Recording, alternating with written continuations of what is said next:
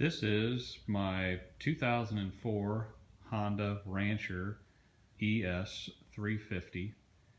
It's got the full-time four-wheel drive, and the project I'm going to be working on and showing you something about is I have decided to cover all the red plastic with a camouflage, and I've already worked on most of it. I'm sort of purposely only shooting the front of the four-wheeler kind of as a teaser, because I don't want you to see how it's turned out. And I'm going to shoot video as I go along with the front fender to finish up this project.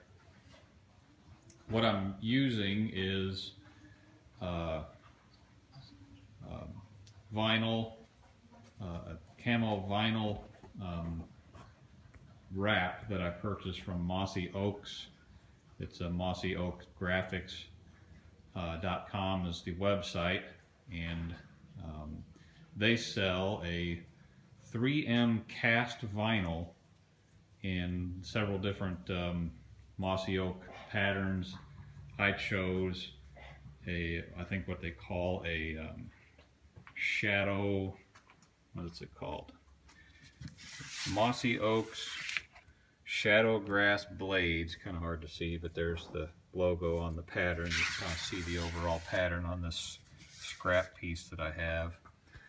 And I saw some of the instructional videos that Mossy Oaks posted up on the internet, and the way they were showing, they did an ATV, and of course they showed trucks and boats and side-by-sides and golf carts, but on their ATVs they basically showed the vinyl, and they sell it in either 2-foot wide or 4-foot wide rolls.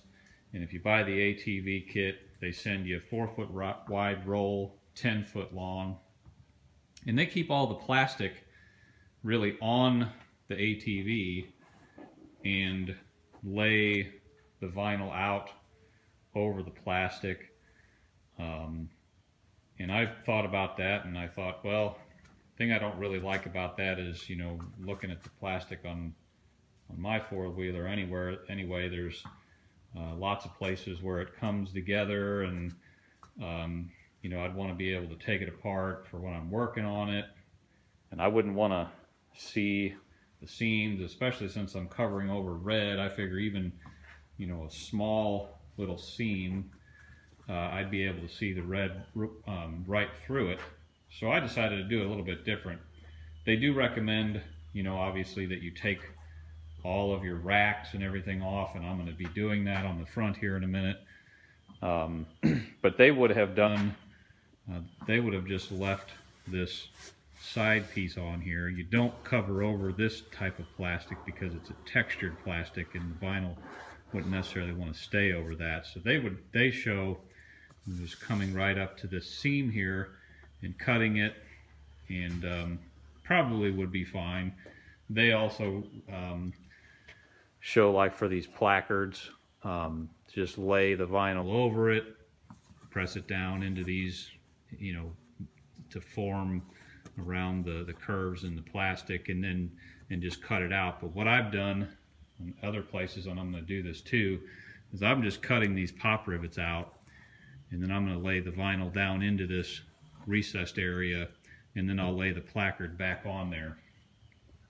Or I might even replace the placards on here. They've got some ones that I've seen on the internet that, you know, have little funny sayings instead of warnings, like you know, some of them are kind of crude and sexist or whatever, but I don't know if I'll do that or not. Anyway, I'm going to take all of these side pieces off and the molding off, so that I pretty much just have exposed just the red plastic in the front.